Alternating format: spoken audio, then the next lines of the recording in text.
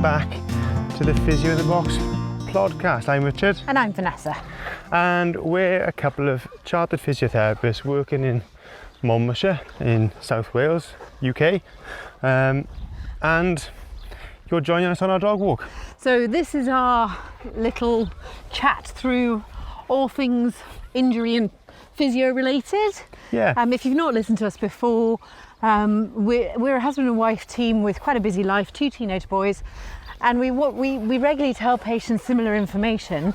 We haven't really got a time to sit and disseminate that out to everybody. So we thought while on our dog walk, because we have 2 dogs, Bentley and Bumble, we'd have a little plodcast. That's our middle-aged humour there. Yeah. Because while we're plodding. But because on our daily dog walk, we tended to sort of chew the fat a little bit about all things physiotherapy, didn't we? Yeah.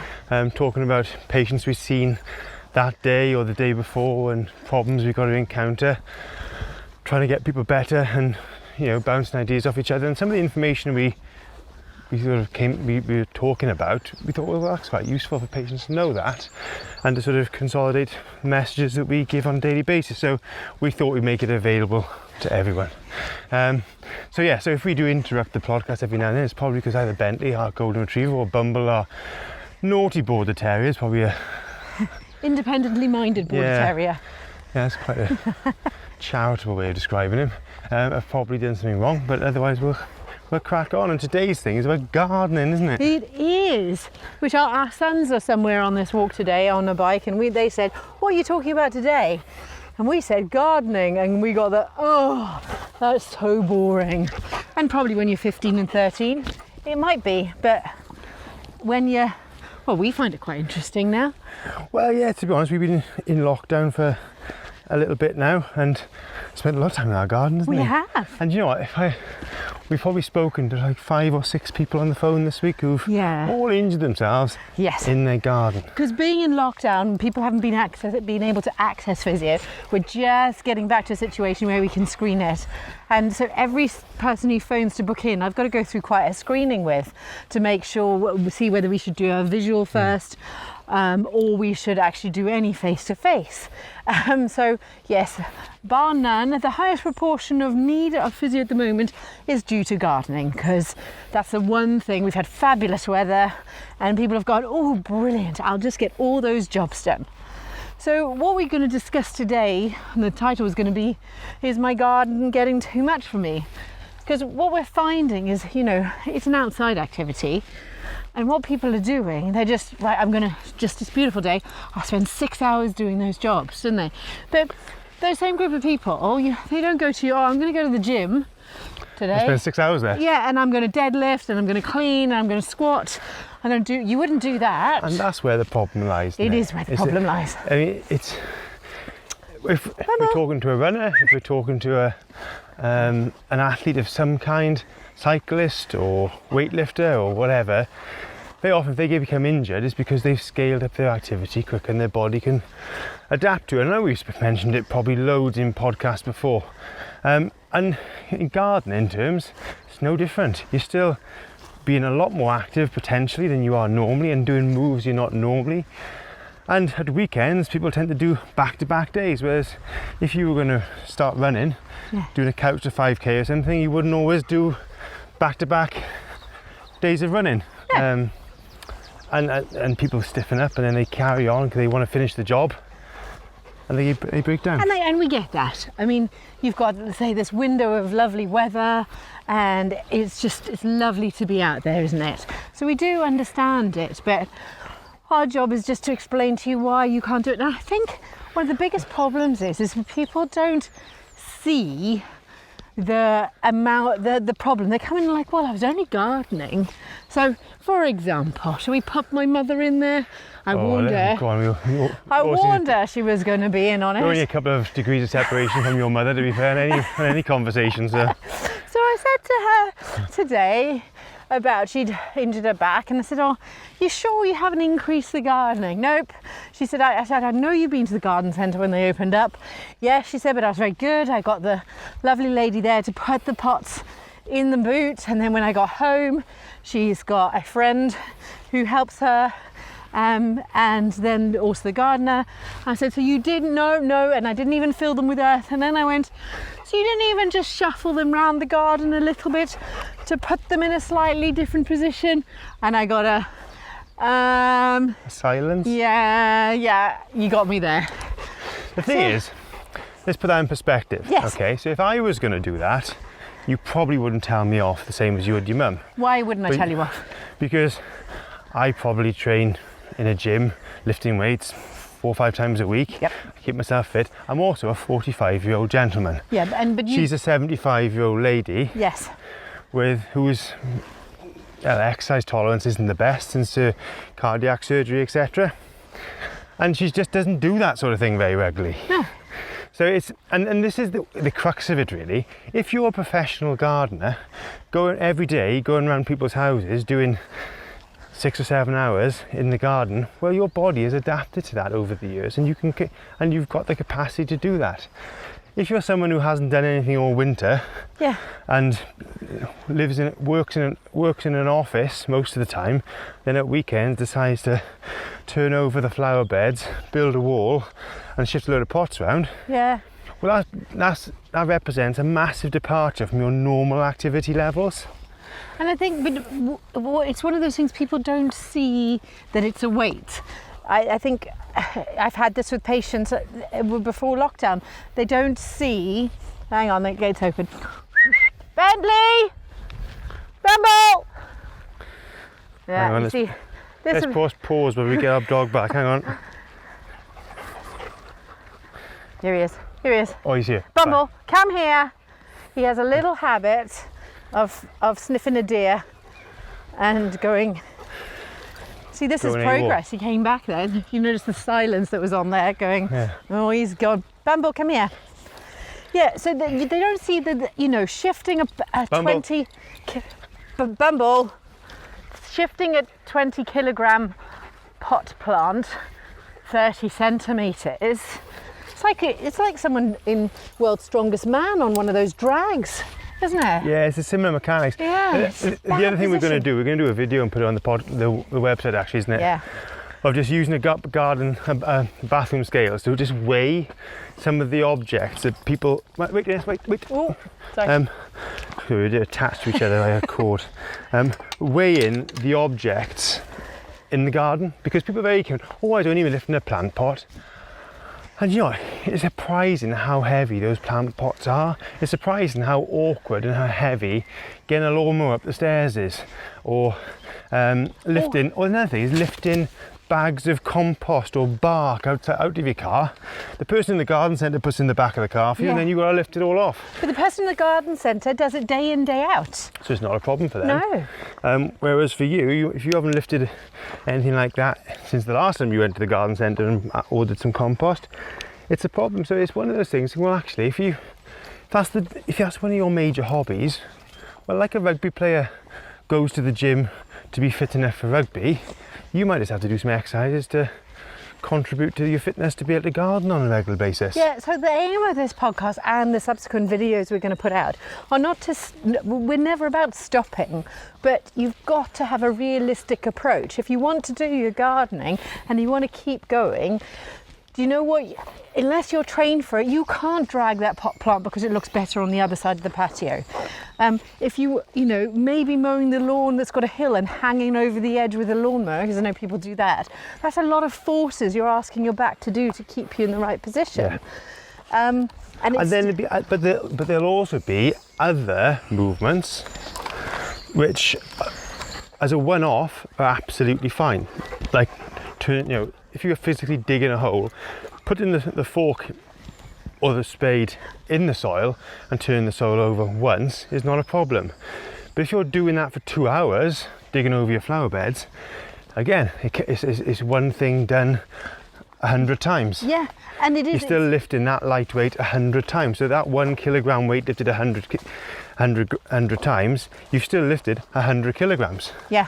And it's the repetitive motion of stuff, like the little jobs you think, well, it didn't really matter. I had someone who's recovering from shoulder surgery, and in the patio the weeds had just come up a little bit. So she got a tool to clean out all the grouting, but she spent 3 hours doing Which, that. when she was fit and healthy, would have been fine. But she was in a depleted state already following the surgery, Yeah, and it just and represented inactivity. a too big a jump in the activity that shoulder was Yeah. used to.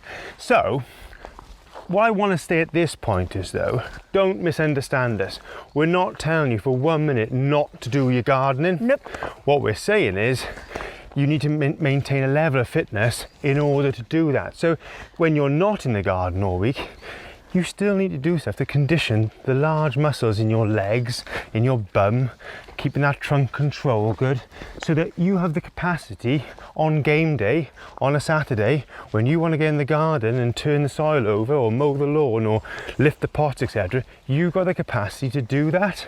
And also to risk assess whether you have the capacity to do that.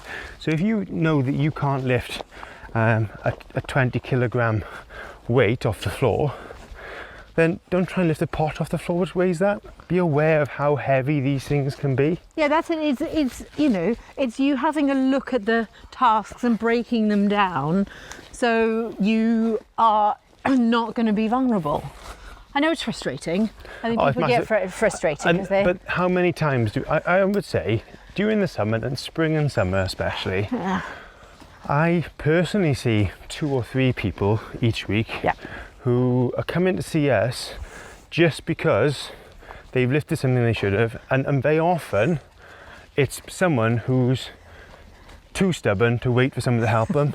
They just want to crack on. No, I can't be bothered waiting for him. But they know it as well, don't they? Because we have, in this small area we live in, we have patients we don't see very frequently, and they come in, they sit down, and we're like, how are you doing? What's happened? And you're like, oh, you're going to be mad. And it's like, I'm not going to be mad. I know what you're going to say. Yeah. So we feel like the parents. But it could be made easy, isn't it? Because ultimately, and life as you retire, which, not to be judgmental, is the cohort that tend to garden more because they got more time, can mean that you don't do the squatting and lifting and running around that you did before. And then your bottom, and I'm bottom obsessed, as we have discovered, your bottom muscle, your glute max muscle, gets weaker, and that's where it comes to, isn't it? Yeah. We need a better bottom. Yeah, absolutely. I mean, but it's the same principle as in sport, though, isn't it?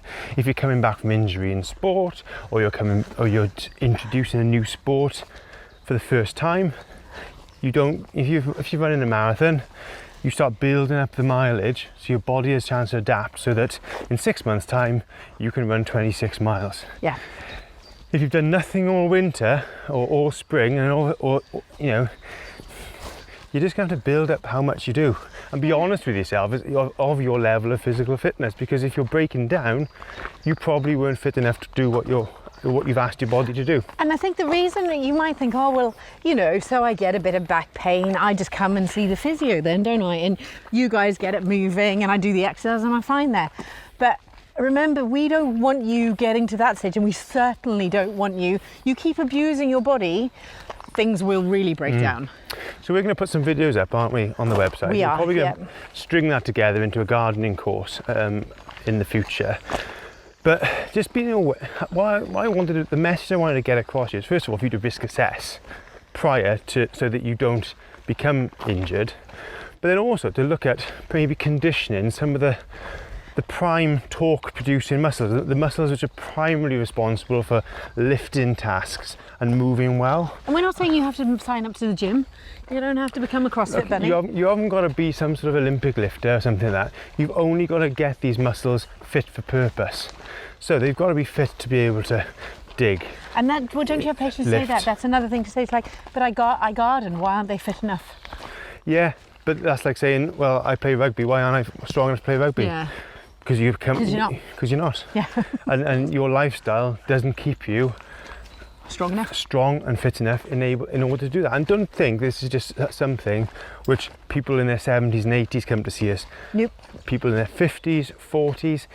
If you're not used to doing something, be aware of that, but keep yourself strong enough in the meantime so that you can just step up and do it. And we've done it in other podcasts. We talk about muscles getting weaker, but muscles do weaken as you get age. Especially if you don't use them. Especially if you don't So use the them. primary one is, like you said, your buttocks. But you So- can get chronic disuse after 2 weeks. We're not talking doing nothing for 10 years. So if you'd been ill, say you'd had flu over the winter and you'd been restricted, or in this period you've been in lockdown and you You hadn't been stiffened out up. the house, you stiffened up, you haven't moved, and then you go and try and lift. Yeah. So it's all, the thing is, it's all about you moving efficiently, isn't it? Yeah. So being strong enough to do it and flexible enough to do it. They tend to go hand in hand, really, don't they? Yeah.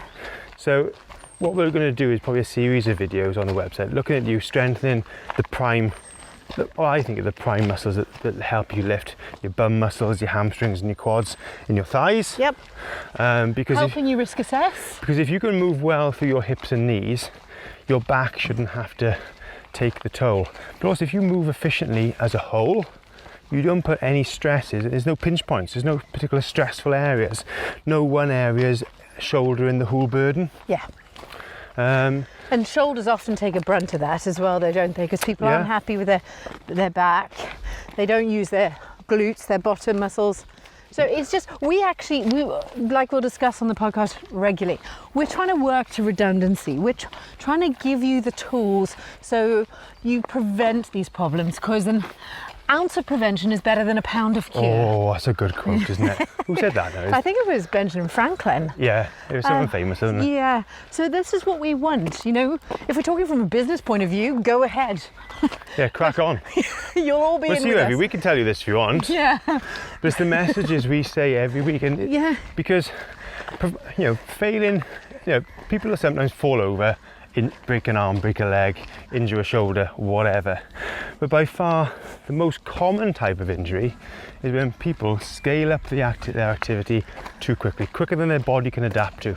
And I apologise if it sounds like we're saying the same thing week in, week out, but that's what we see, and and this is what we see more than anything in gardeners, to be fair. So, key muscles the key muscles to strengthen: quads, hamstrings, glutes. Yep. And getting some trunk control and some postural awareness when you're lifting, Yeah. isn't it? Knowing how you move. And then it's just scaling it up. yeah. Do you think? Yeah, They're completely. would you say they're the key messages? I think definitely. And those things will help you in all aspects of life. So they're not redundant in the rest of the year, because the rest of the year, if you're in the kitchen and you decide to clean out the bottom cupboard, or you're getting something from under the stairs, they'll always be useful. And we're trying to give you with this a little capsule education, so you don't have to go and spend hours doing it. Your body will do it, but you've got to keep training it. Yeah. And I don't think you need to be fearful of the garden. Nope. What you need to do is be disciplined so you keep yourself strong enough to do Yeah. the jobs, Yeah. and flexible enough to do the jobs. And we'll try and put some videos this week now on our website to help you along with that, so that you can supplement your daily exercise regime with some specific movements to help you get strong in those relevant areas. Yeah. Because it's not something to be fearful of.